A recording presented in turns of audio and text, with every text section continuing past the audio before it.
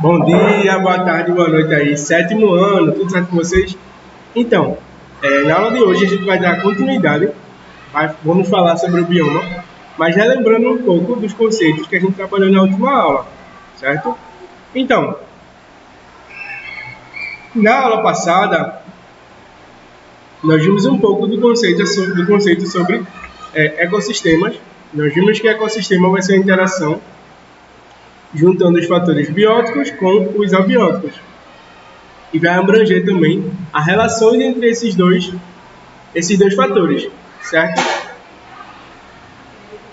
E quando um ecossistema apresenta muita similaridade entre si, como clima, características geológicas, relevo, fauna e flora, ele pode ser conceituado como um bioma, que vem do grego bios de vida e oma de massa. Esse conceito de bioma ele foi criado no século passado e desde então ele é muito usado por biólogos e geógrafos. E uma das definições mais aceita é a definição do IBGE. O IBGE vai ser o Instituto Brasileiro de Geografia e Estatística. Ou seja, o setor aí governamental que vai gerir e organizar esses conceitos e também várias outras coisas relacionadas tanto à geografia quanto à estatística. E o IBGE vai conceituar o bioma da seguinte forma: um bioma vai ter um tipo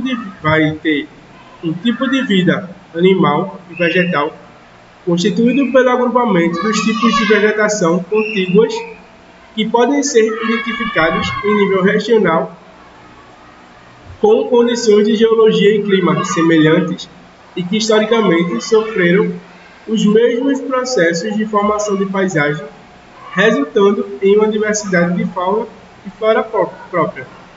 Na aula passada, nós vimos o conceito de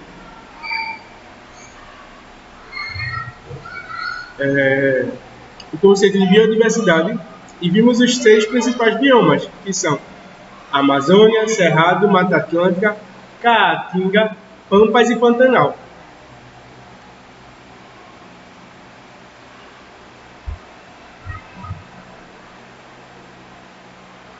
E entre um bioma e outro, vai existir os ecossistemas de transição, conhecidos também como biomas de transição.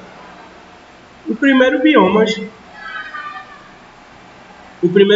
que nós vimos foi o da Amazônia. A Amazônia, ou floresta amazônica, vai ser o bioma brasileiro mais conhecido internacionalmente. E ela vai apresentar a maior formação florestal de toda a biosfera e ocupa quase 1/3 do território do país, que é predominantemente na região norte, e vai abranger Acre, Amapá, Amazonas, Pará, Roraima, Rondônia, Tocantins, Mato Grosso e Maranhão, além de vários outros países. Além do Brasil, o bioma Amazonas ele está situado na Guiana Francesa, Suriname, Guiana, Venezuela, Colômbia, Equador, Peru e Bolívia.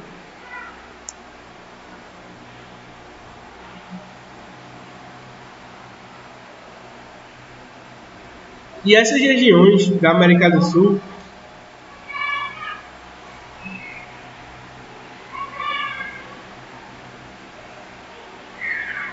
é denominada Amazônia Internacional, que a porção compreendida apenas no território brasileiro vai ser chamado de Amazônia Legal, já em outros territórios, Amazônia Internacional, certo?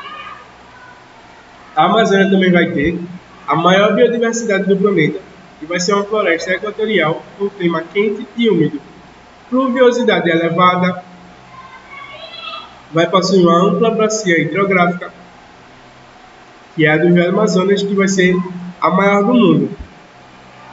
Ou seja, a Amazônia tem uma grande reserva de água doce. E a Amazônia vai ser composta por árvores altas, arbustos, epífitas, plantas herbáceas.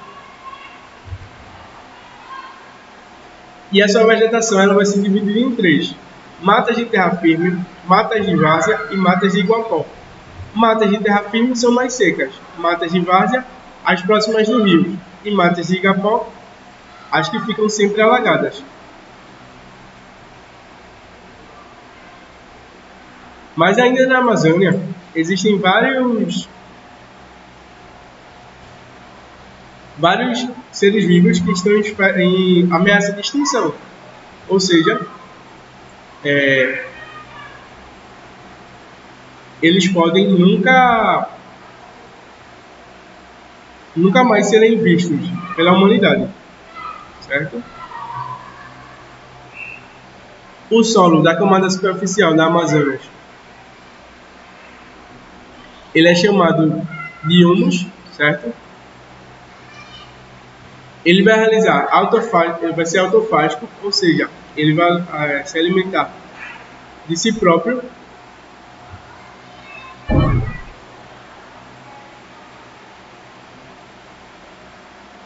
E entre 15% e 20% da cobertura original da floresta amazônica ela já foi destruída em decorrência dessa exploração inadequada dos seus recursos.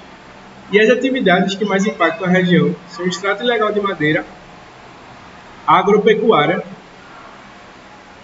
e a mineração, que vai gerar perda da biodiversidade, erosão do solo e contaminação dos rios, especialmente por mercúrio.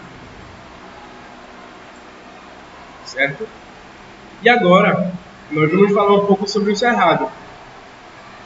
O Cerrado vai ser o segundo maior bioma do Brasil, vai ter uma extensão territorial que vai ficar em segundo lugar, em primeiro vai ser a floresta amazônica,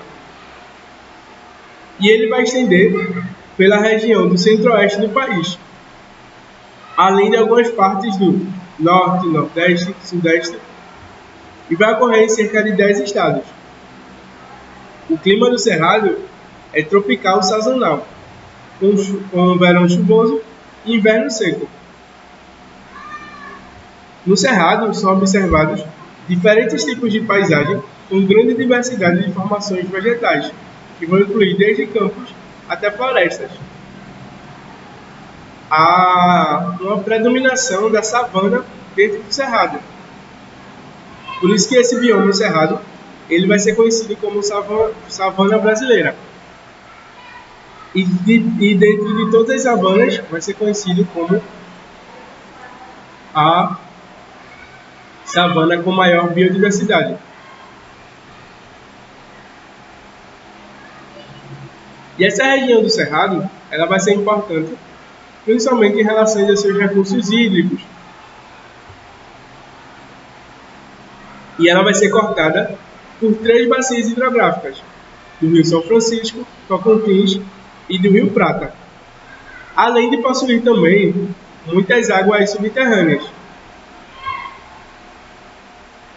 como, por exemplo, o aquífero do Guarani, que vai ser uma das maiores existências de água subterrânea do planeta. Certo? Além do Brasil, o aquífero do Guarani também vai pegar uma parte do território da Argentina, do Paraguai e do Uruguai. E toda essa abundância vai propiciar a manutenção de uma biodiversidade elevada. Assim como a maioria dos biomas, atualmente resta apenas 20% da cobertura original do Cerrado. E também existem muitas espécies que estão em risco de extinção. Mas algumas espécies comuns do Cerrado são, por exemplo, a arara azul, né, do filme Rio, e o lobo-guará, que está ameaçado de extinção. O Cerrado possui um potencial de antibióticos muito grande. Como é que se dá isso? Na cultura popular, árvores, sementes, frutos e flores comuns no Pantanal e Cerrado sul-mato-grossense, eles viram soluções caseiras para diversas doenças. mas nas mãos de um biólogo que é doutor em bioquímica, chamado Otávio Luiz Franco. Essa vegetação já foi transformada em 12 fórmulas de antibióticos, alguns até com potencial para tratar bactérias muito resistentes. À frente de um grupo de pesquisa na Universidade Católica Dom Bosco, que tem a sigla UCDB, esse biólogo, Otávio Luiz Franco, acredita que a fauna e flora presentes no estado sejam uma grande vantagem para se obter espaço no campo científico. Ele fala o seguinte: eu sempre considerei que uma das coisas que nos torna competitivos é nossa biodiversidade, que nós temos aqui no Brasil. Esse biólogo fala. Às vezes, não temos a mesma quantidade de dinheiro, massa crítica, pessoal especializado para trabalhar, mas os grandes centros não têm o mesmo acesso que nós temos à biodiversidade, afirma o biólogo Octávio. E ele trabalha para identificar nas plantas e até mesmo no veneno de alguns animais substâncias que mantêm as bactérias e que matam muitas bactérias e vírus. E ele pega essa substância natural, ele vê o que tem nessa substância que vai matar bactérias e tenta sintetizar em laboratório.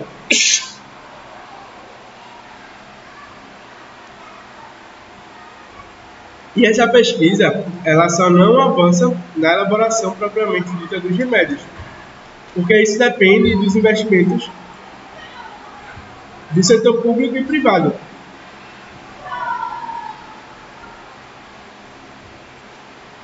E para isso é necessária uma aprovação de produtos juntos a órgãos de vigilância nacionais e às vezes internacionais, como a Anvisa. Ou seja, ele descobre o que tem na planta ou no animal, depois ele pega essa molécula, recorta a molécula para manter a estrutura original, mas que essa molécula ainda possa ser usada na farmácia. Esse doutor em bioquímica, ele tem a patente de todas as fórmulas que ele produziu. E ele chegou a ficar perto de ter uma delas transformada em remédio comercial. Segundo ele, a cagaita, que é matéria-prima de picolé, por exemplo, tem um potencial antibiótico muito grande. E chamou a atenção de uma grande indústria farmacêutica, que ele não citou o nome.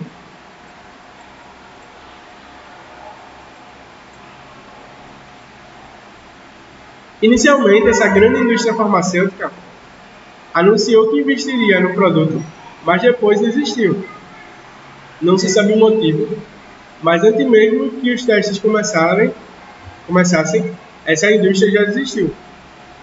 Mas isso de forma alguma desanimou o biólogo e continua desenvolvendo fórmulas e fazendo novas descobertas.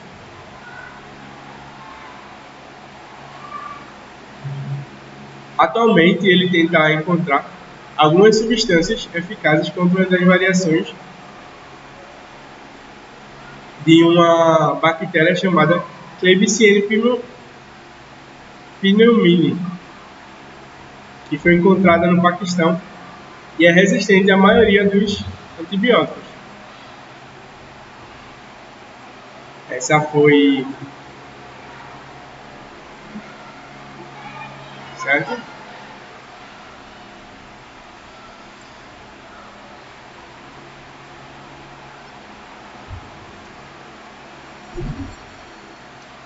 Vocês sabiam que até mesmo existem outros biomas dentro do Cerrado?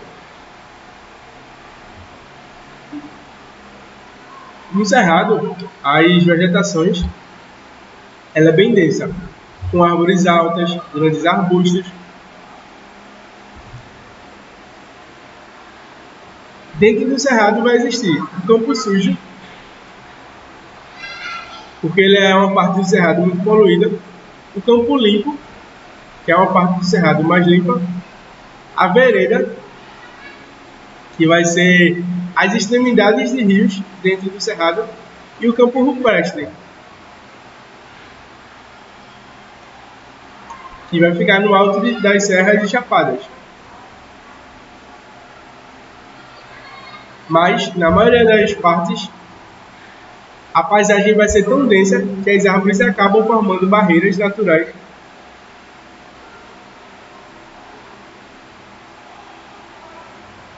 Certo? Essa foi a primeira parte da aula. Na próxima aula nós vamos dar continuidade. Na próxima parte, vamos dar continuidade estudando um pouco sobre a Mata Atlântica.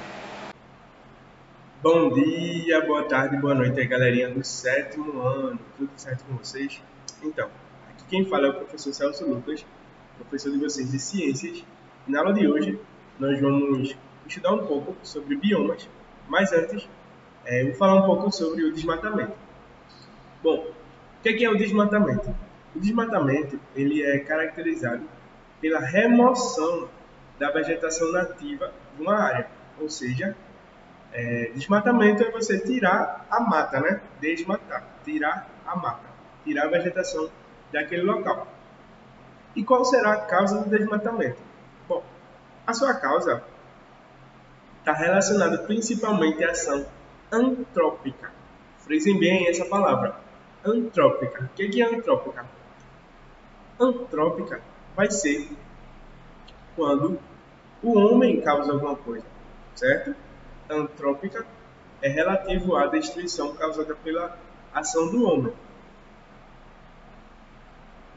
E as consequências do desmatamento, elas estão ligadas à perda da biodiversidade e, consequentemente, à extinção de espécies.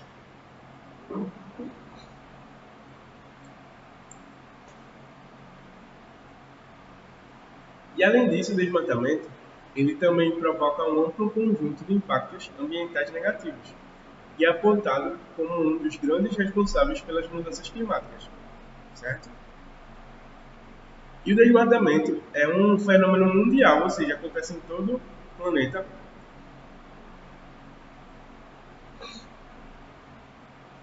E onde é que acontece mais desmatamento? A maior quantidade de desmatamento acontece nos países subdesenvolvidos e emergentes, como Brasil, China, África do Sul e etc. No Brasil, o bioma mais atingido pelo desmatamento na atualidade é a Amazônia, certo? O que atualmente é muito atingido, mas outros já sofreram bastante. O Cerrado, por exemplo, é o segundo bioma brasileiro mais devastado. E a Mata Atlântica é atualmente o bioma brasileiro mais devastado. Só restam atualmente 7,8% da Mata Atlântica atual. E esse cenário de devastação ele necessita de políticas que visam preservar o meio ambiente a fim de proteger os recursos naturais do Brasil. E dessa forma, nós temos que procurar soluções para resolver essa problemática. E uma solução é a implementação de modelos de produção de cunho sustentável voltado para o desenvolvimento econômico em conjunto com a preservação ambiental.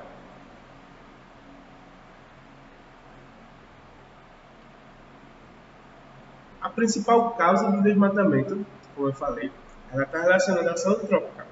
Mas o que o homem faz para necessitar tanto assim destruir a vegetação?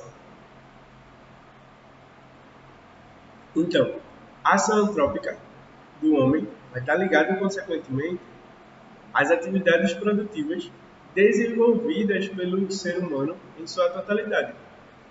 Ou seja, a remoção da vegetação vai ser realizada pelo corte direto, por máquinas e ainda por outros meios, como as queimadas. E essas áreas desmatadas, elas são comumente utilizadas para a exploração dos recursos naturais e para a ocupação do solo. O processo de desmatamento ele foi iniciado mediante a necessidade de matérias-primas para a produção de diferentes elementos de uso da sociedade. Desse modo, a exploração da madeira para a fabricação de metais e de móveis, é uma importante causadora do grande volume de desmatamento verificado em vários pontos do globo. Nesse contexto, destaca-se a produção de carvão vegetal e de meios de transporte, que utilizam a madeira de sua fabricação como barcos. E a madeira também é utilizada para a construção de casas e confecções de objetos.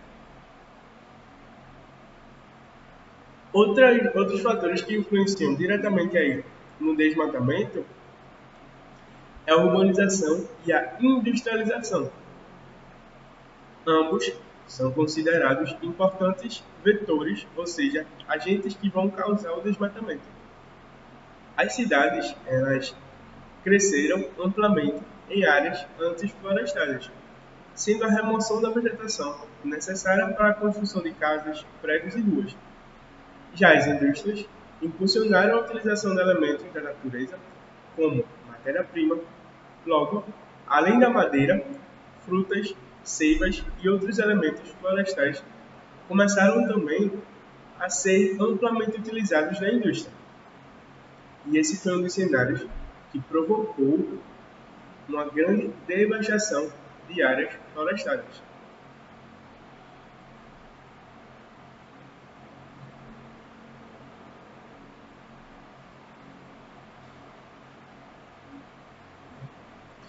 E quais serão as consequências do desmatamento?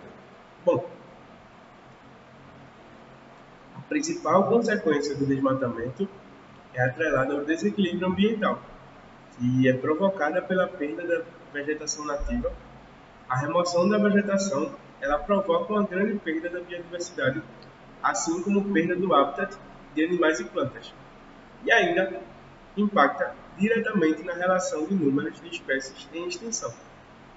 Desse modo, o desmatamento ele causa um conjunto de impactos ambientais que geram uma grande mudança no ecossistema local, alterando drasticamente as características geográficas e biológicas da área desmatada.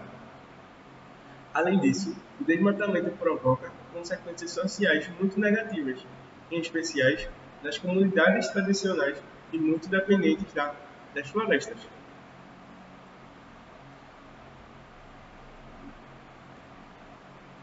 E esse processo de mudança das condições climáticas, ele é verificado no globo nos últimos anos e é um fenômeno que tem como um dos causadores a crescente destruição da vegetação nativa de diferentes biomas.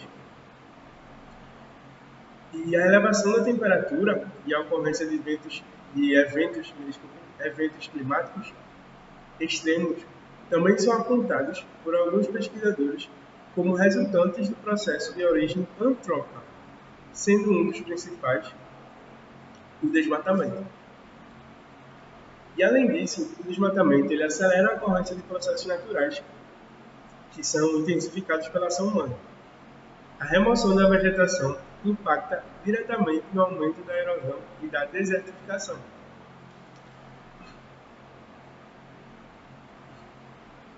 O desmatamento ele também interfere no ciclo hidrológico e ocasiona efeitos como esgotamento das fontes de água e a retirada da vegetação dificulta a absorção da água da chuva pelo subsolo.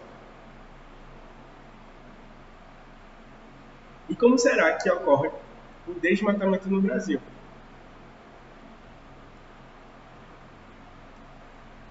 Bom, o desmatamento no Brasil ele é fruto de um processo histórico de ocupação territorial. Ele está relacionado com a predação de recursos naturais ao longo dos anos e ele vai ser marcado pela atuação de agentes econômicos importantes e pela ausência do Estado em promover políticas de prevenção e fiscalização da derrubada de matas. A partir de 2008, políticas ambientais de desenvolvimento sustentável e incentivam as práticas de manejo e conservação das florestas possibilitaram uma diminuição do volume do desmatamento. Entretanto, nos últimos anos, a taxa de desmatamento no Brasil voltou a subir. Em razão da atuação de madeireiros e mineradores, e também muito intensa, principalmente de produtores agropecuários, eles vão se aproveitar dessa falta de ação do Estado para derrubar áreas de mata preservadas. De acordo com os dados do Projeto de Mapeamento Anual da Cobertura e Uso do Solo no Brasil, que é chamado de MapBiomas, no ano 2019, os biomas brasileiros mais devastados foram Amazônia, Cerrado, Pantanal e Mata Atlântica. No ano de 2020, o índice de desmatamento desses biomas continuou muito elevado, sendo notório no país um grande volume de queimadas, que é o principal mecanismo utilizado pelas pessoas que atuam na derrubada da floresta. Certo? Então, gente, a primeira parte da aula é essa, certo? Obrigado. E fiquem aí com a segunda parte.